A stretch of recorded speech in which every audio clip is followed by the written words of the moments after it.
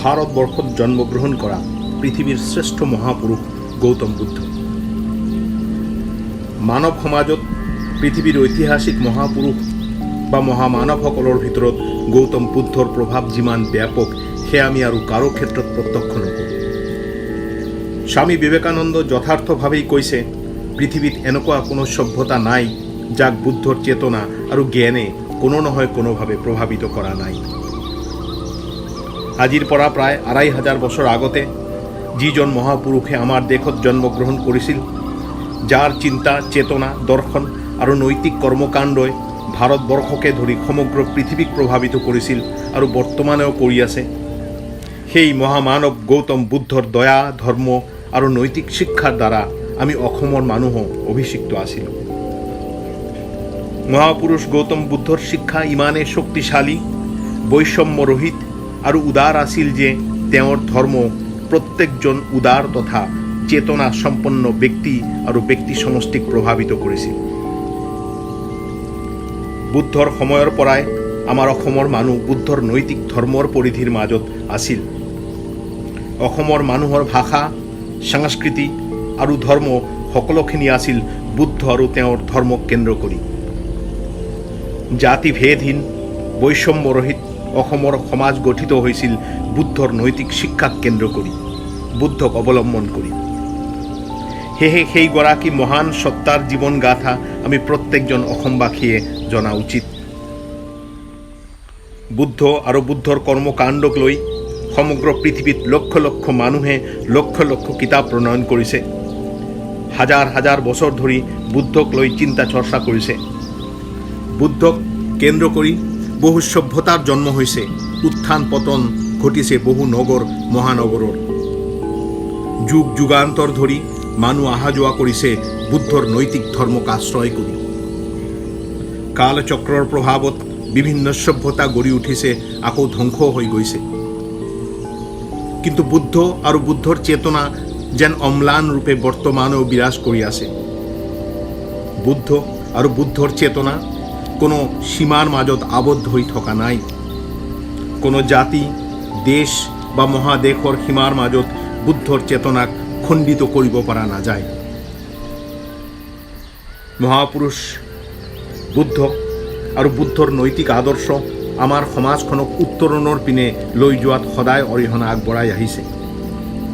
অসমৰ প্ৰাচীন কালত বৌদ্ধ ধৰ্ম তথা অহিংসা দয়া ধৰ্ম আন্দোলনে অসমৰ মানুহক পৰিশোধিত কৰিছিল। অসমত বসবাস কৰা বৌদ্ধ ধৰ্মাৱলম্বী লোকসকলে সকলো যুগতে বুদ্ধৰ মৌলিক উপদেশ আৰু দৰ্শন সমাজত প্ৰতিষ্ঠিত কৰিবৰ বাবে যত্নবান হৈছিল। অসমৰ বৌদ্ধসকলেই অসমৰ সমাজখনক আগুৱাই যোৱাৰ প্ৰেৰণা যোগাইছিল। সেয়েহে যিজন মহাপুৰুষৰ উপদেশ, শিক্ষা আৰু প্ৰজ্ঞাৰ ফলত আমি বৰ্তমান অৱস্থাত আহি উপনীত হৈছোঁ, তেওঁৰ কথা জানিবৰ বাবে প্ৰত্যেকজন অসমবাসীৰ অন্তৰ ব্যাকুল। বৰ্তমান বুদ্ধ আৰু বৌদ্ধ ধৰ্ম সম্পৰ্কে মানুহৰ আগ্ৰহ আৰু উৎসুকতা পূৰ্বৰ তুলনাত বহুগুণে বৃদ্ধি পাইছে। বুদ্ধ আৰু বুদ্ধৰ দৰ্শন সম্পৰ্কে অৱগত নহ'লে আমি আমাৰ প্ৰাচীন পৰম্পৰাৰ বিষয়েও অৱগত হৈ নাথাকিম। সম্প্ৰীতি আমি বিভিন্ন ধৰ্মৰ পৰিধিত থাকিলেও কেইবাপুৰুষ আগতে আমি প্ৰায় সকলোৱে বৌদ্ধ আছিলোঁ।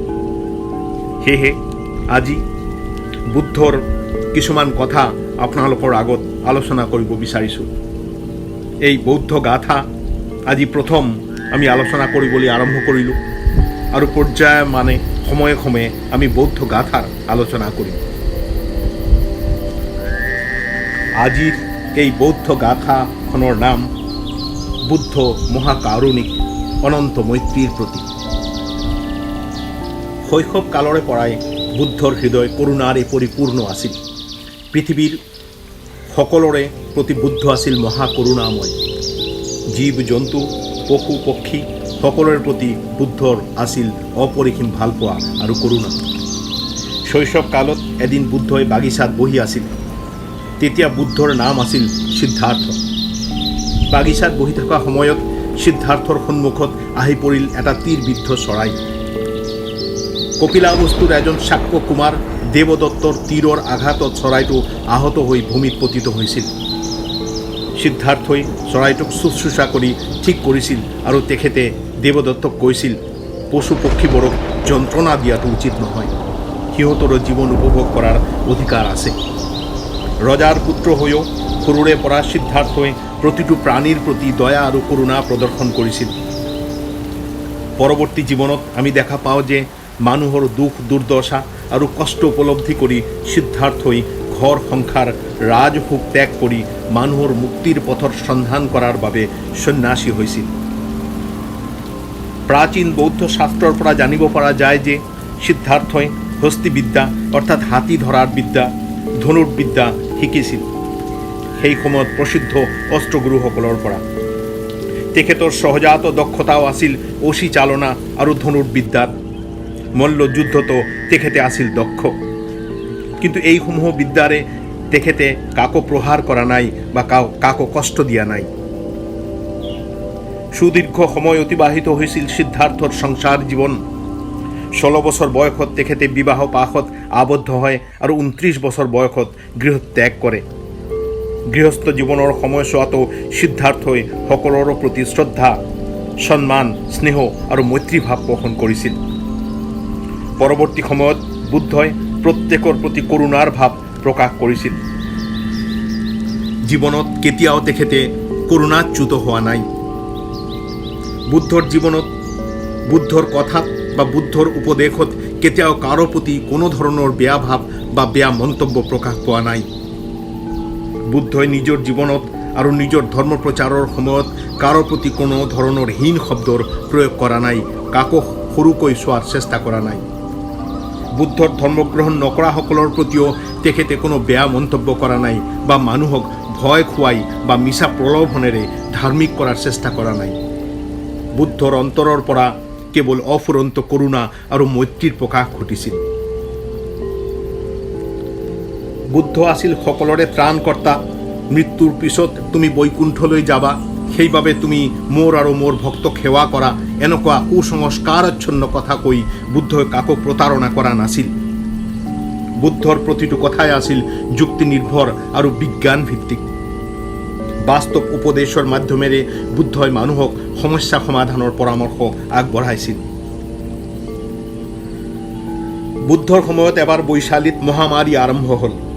মহামাৰীত বহু লোকৰ মৃত্যু হ'ব ধৰিলে। সেই সময়ত বৈশালীত শক্তিশালী লিচ্ছবীসকলে বসবাস কৰিছিল। মহামাৰীত বহু লিচ্ছবীৰো প্ৰাণ গ'ল। জৈন সন্ন্যাসীসকলে এই মহামাৰীৰ পৰা লিচ্ছবীসকলক বচাবলৈ অক্ষম হ'ল। তেতিয়া লিচ্ছবীসকল বুদ্ধৰ শৰণাপন্ন হ'ল। বুদ্ধই বৈশালীত উপস্থিত হ'ব বুলি লিচ্ছবীসকলক কথা দিলে। বুদ্ধই ক'লে যে যিবোৰ অঞ্চলত মহামাৰী হৈছে সেই অঞ্চলবোৰত তেওঁ পদব্ৰজে যাব আৰু ঠাইবোৰ ভ্ৰমণ কৰিব। বুদ্ধই যিহেতু ৰথ, হাতী, ঘোঁৰা বা আন কোনো বাহনত চলাচল নকৰে, অকল সুধা ভৰিৰে খোজকাঢ়ি ফুৰে, বৈশালীবাসীয়ে বুদ্ধৰ আগমন বাৰ্তা পাই বৈশালীৰ পথ ঘাট, সৰু ডাঙৰ আলিবাট সকলো পৰিষ্কাৰ কৰিব ধৰিলে। সকলো ধুই মেলি তেওঁলোকে পৰিষ্কাৰ কৰিলে। বাটে বাটে সুগন্ধি ধূনা, ধূপ আৰু এক ধৰণৰ বিশেষ গছৰ পাত জ্বলাই পবিত্ৰ ধোঁৱাৰ ব্যৱস্থা কৰা হ'ল। নগৰৰ সকলো লেতেৰা আৱৰ্জনা চাফা কৰা হ'ল। কেইদিনমান পিছতে বুদ্ধই আহি নগৰৰ বাটে বাটে ঘূৰি ফুৰিলে। সকলোৱে অধিক ধূপ ধূনা আৰু বিশেষ গছৰ পাতেৰে ধোঁৱা উৎপন্ন কৰি বুদ্ধৰ আৰতি কৰিলে। দেখা গ'ল যে বৈশালীৰ পৰা মহামাৰী দূৰীভূত হৈছে। বুদ্ধই জানিছিল যে পৰিষ্কাৰ পৰিচ্ছন্নতাৰ অভাৱৰ বাবে ৰোগৰ সৃষ্টি হয়। সেয়েহে বুদ্ধৰ আগমন বাৰ্তাত যে নাগৰিকসকলে নগৰ শুদ্ধিকৰণ কৰিলে, তাৰ বাবেই মহামাৰী অন্তৰ্ধান হ'ল। য'তে মহামাৰী হৈছিল তাতে বুদ্ধ গৈছিল আৰু মহামাৰী বিনাশৰ ব্যৱস্থা কৰিছিল। মানুহৰ প্ৰতি গভীৰ ভালপোৱা আৰু কৰোণাৰ বাবে ভয়ংকৰ মহামাৰী অধ্যুষিত অঞ্চলতো বুদ্ধই ঘূৰি ফুৰিছিল।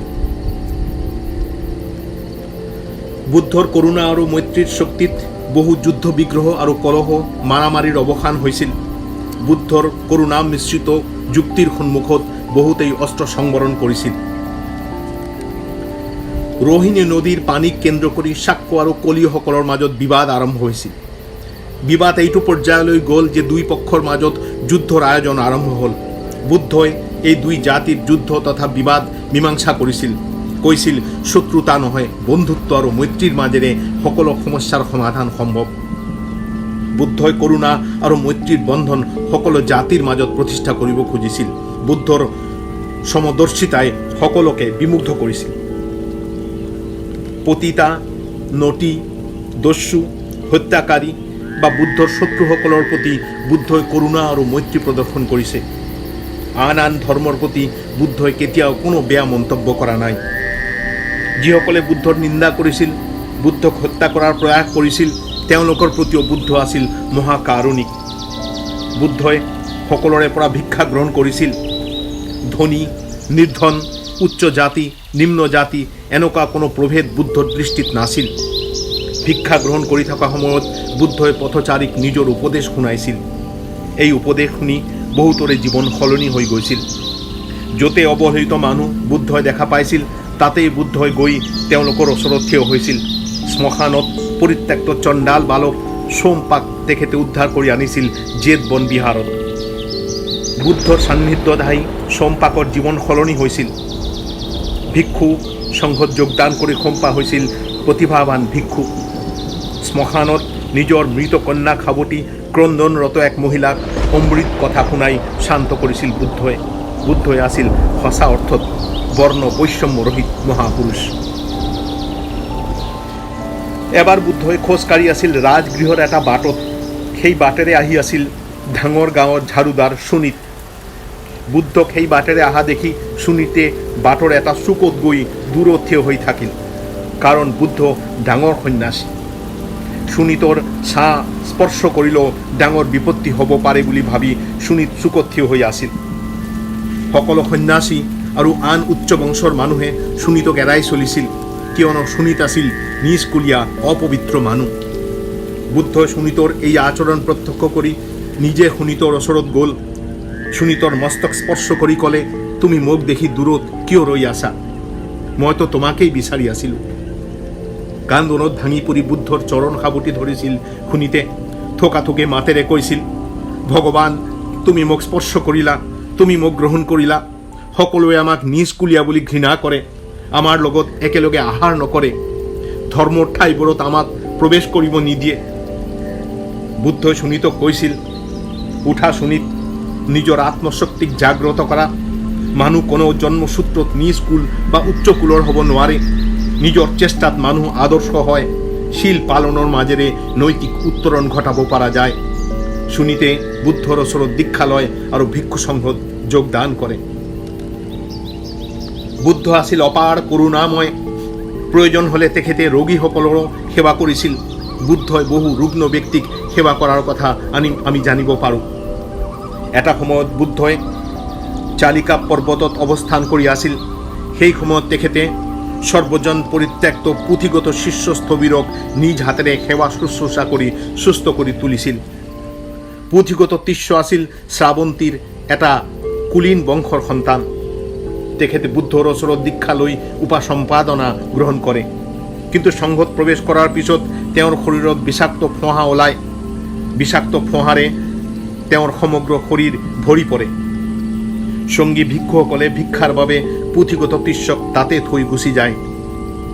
বুদ্ধই এই কথা জানিব পাৰি অসুস্থ পুথিগত শিষ্যৰ শুশ্ৰূষাৰ বাবে তেওঁৰ ওচৰলৈ আহে আৰু নিজ হাতেৰে অসুস্থ স্থবিৰৰ ফোঁহাৰ পুছ পৰিষ্কাৰ কৰি দিয়ে আৰু বন দৰৱেৰে চিকিৎসা কৰে।